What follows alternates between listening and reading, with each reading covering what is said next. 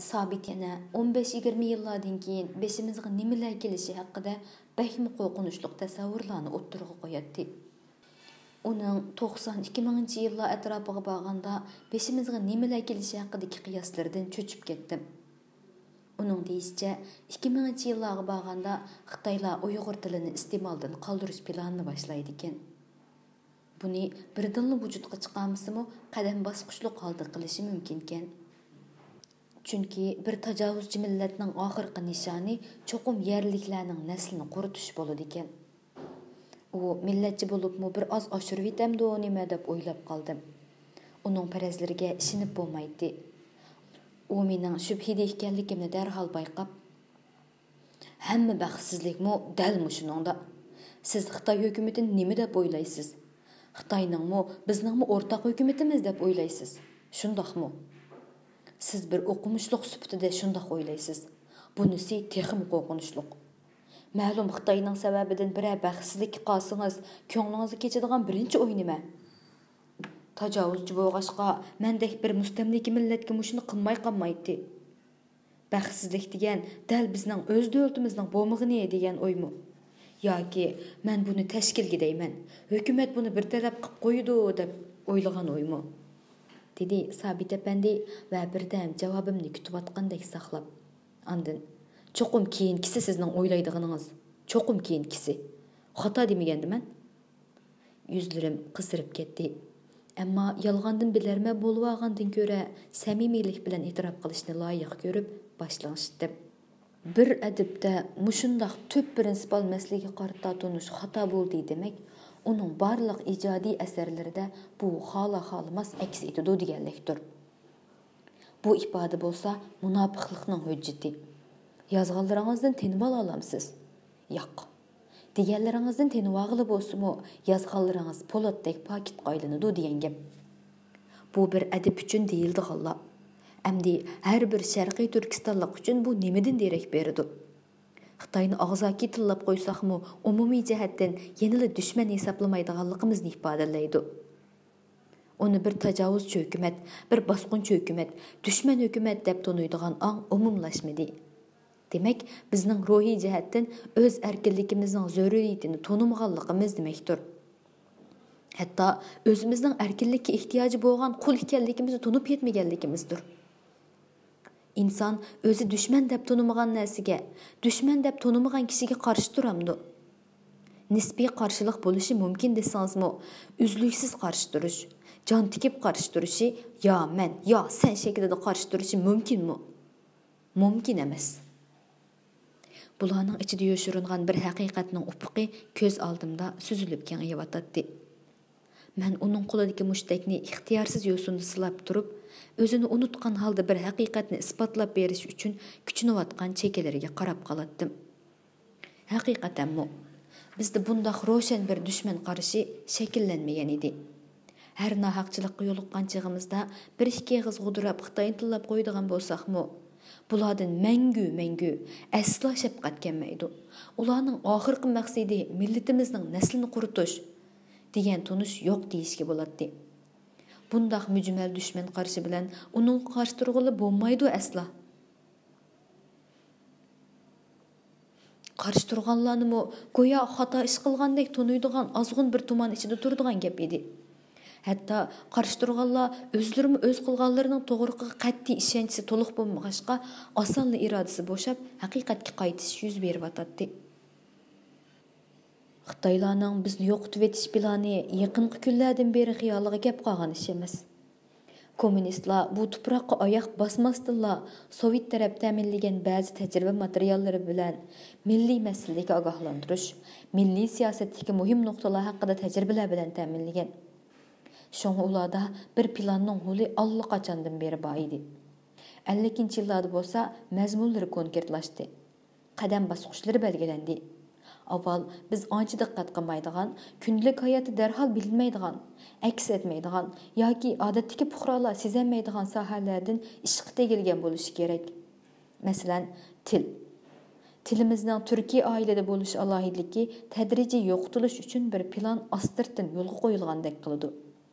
Şuna suzuq tavuşlarning moslashishi yoki ahangdashliqi jihatlarda hech zaruriyatsiz yoki qonuniyatga uyg'un kelmaydigan ojizlashish hodisalari paydo bo'lgan. Buni shu anga qadar sezganlar yo'q hisobda. Masalan, suzilishni suzilish shaklida yozish odatga aylandi. Boshqa turkiy tillarda bu avvalgi shaklda, ya'ni barliq suzuq tavuşlar ahangdashlik qonuniga uyg'un shaklda yoziladi. Bu yerdagi ojizlashish hodisasi bir zaruriyatmi? Yana ulunish, tushunish. Bularda keyingi bo'g'imlarda ahangdashlikni buzib, ega ojizlashishning nima zaruriyati?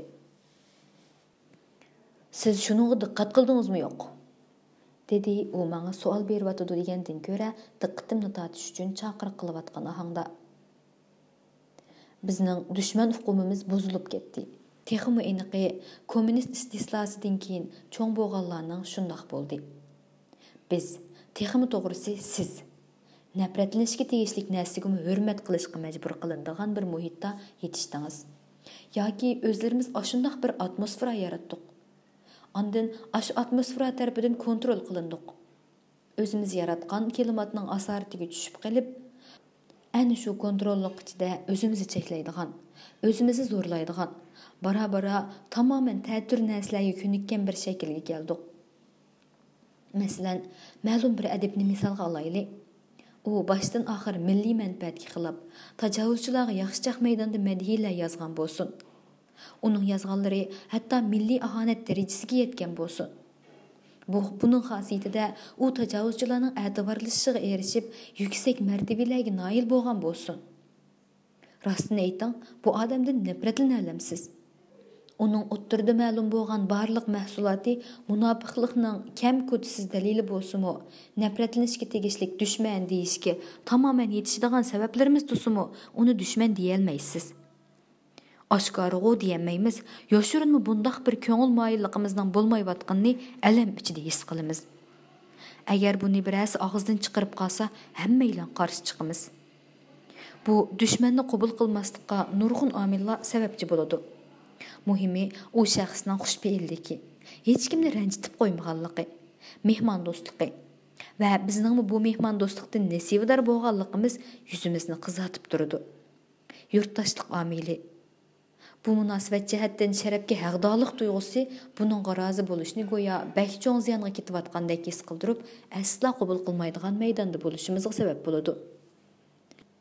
Bu asosliq sabab bo'lsa-mu, buni tilga elish apsiz bo'lg'ashqa buni demasdan, u adibning yashagan davrini nazarda tutganda deb gap yumsab, uni tarixiy cheklamalikni sabab qilib kechirishga bo'ladigan tipga ayirishga urinadi. Ondan she'riy istidodi, badiiy muvaffaqiyatlardan so'z etib, uni qo'g'dashga tirishimiz. Hech bo'lmaganda-mu shundoq deb turib olamiz. Bu yo'sunda hammani yo'q chiqarib etkili tursak, kim qoladi? Bu qandoq mantiqa? Buni tushunamayman. Odam qolmaydi deb qip-qizil bir dushmanni suyumli kishilarimiz tizimligiga kirgizib olsak, bu bir qarashda qo'saq kengligi, mardlikdek. Hech ish bo'lmaydigandek qismi, buning bizning milliy vijdonimizga beradigan psixik ofatini o'ylab ko'rdingizmi yo'q? Siz o'ylab ko'ring. Hissiy tajriba qilib beqing. Ondan menga javob berasiz.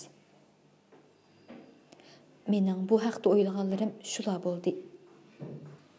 Dushmanni ayirish mezonimiz allaqachon daz ketgan bo'lg'ashqa, umumiy milliy psixikimizda dushman qarashimiz aniqsiz qilishga sabab bo'ladi. Bu aniqsizlik tufayli kimga qarshi turishni bilmaymiz.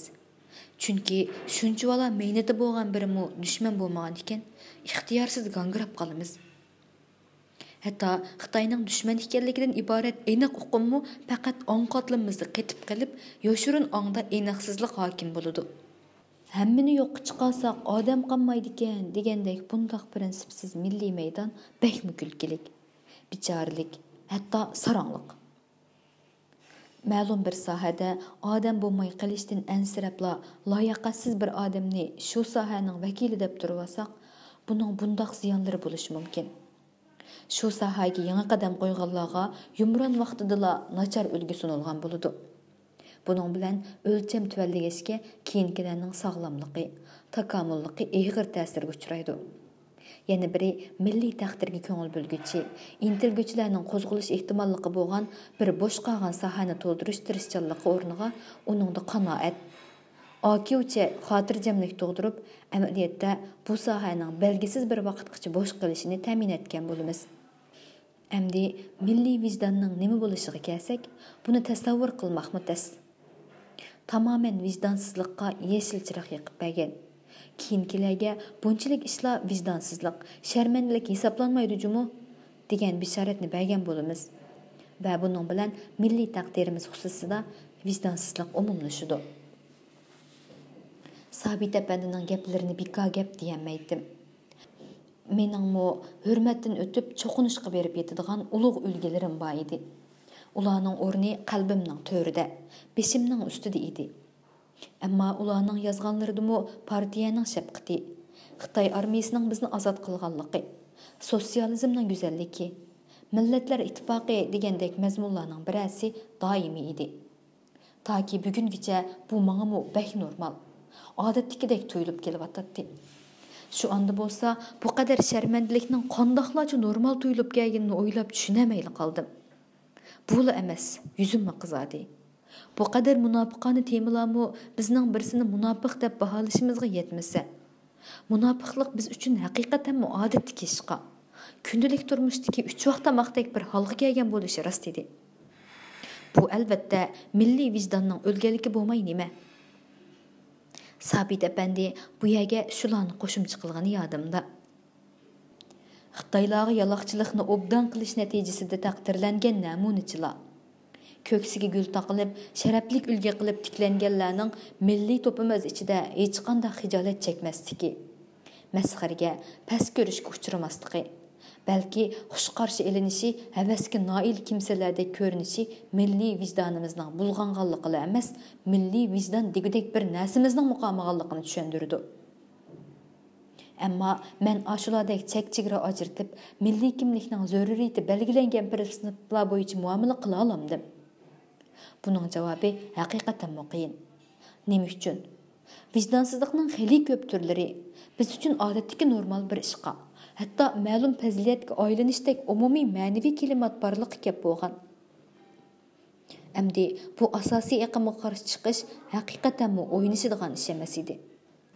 Yana bir tarafdan qaraganda, ashularni qilib yurgan ashu ijodiyatlarini bunchalik jiddiyga olmayli muomala qilgan.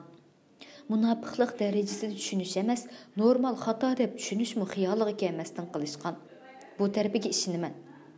Ammo bir odam oq ko'ngilligi tufayli dushmanga bir maxfiyatni berib atgan bo'lsa, buning oqibatida millatga behisob ziyon kelgan bo'lsa, biz u odamni niyatida setish yo'q edi, oq ko'ngilligidan qildi deb afu qilamdiq. Yoki yanada munofiq deb dog'i osamdiq. U yana milliy masala haqida shunda qo'rqinchli gaplarni qildi. Yana 30 yillar o'tsa, Xitoylar bizga Xitoycha ism qo'yishni tanidi. Qo'ying hamdi, dedim bir oz o'zimni bosolmasdan xafaliq bilan vaqirab. Sal eshib ketdi bu.